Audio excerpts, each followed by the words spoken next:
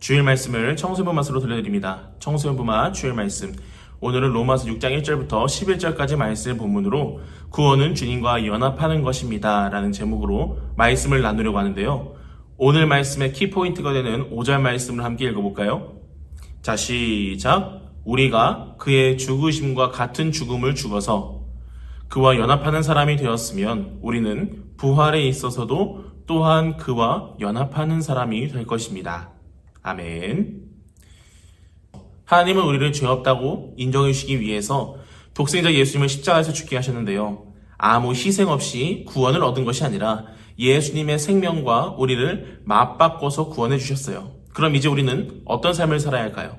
당연히 구원받은 사람으로 살아야겠죠.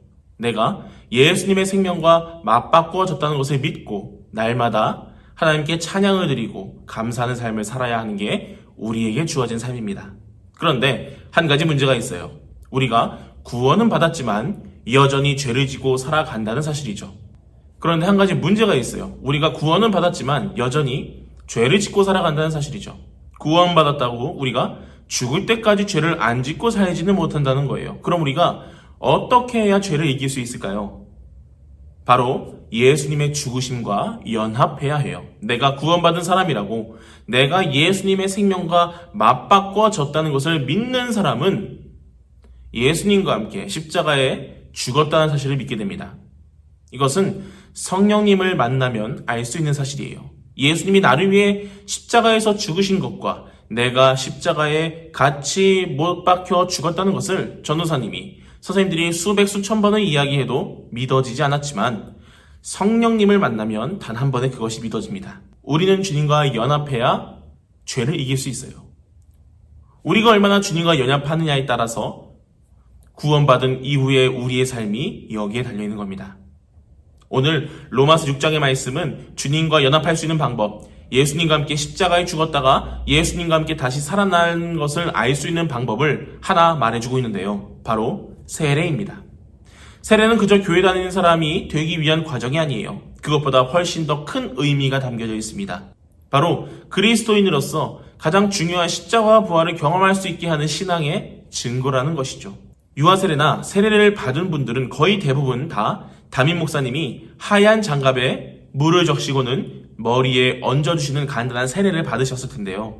원래 세례는 완전히 잠겨야 합니다. 완전히 물속에 잠겼다가 다시 일어나야 세례의 참뜻을 이해할 수 있는데요.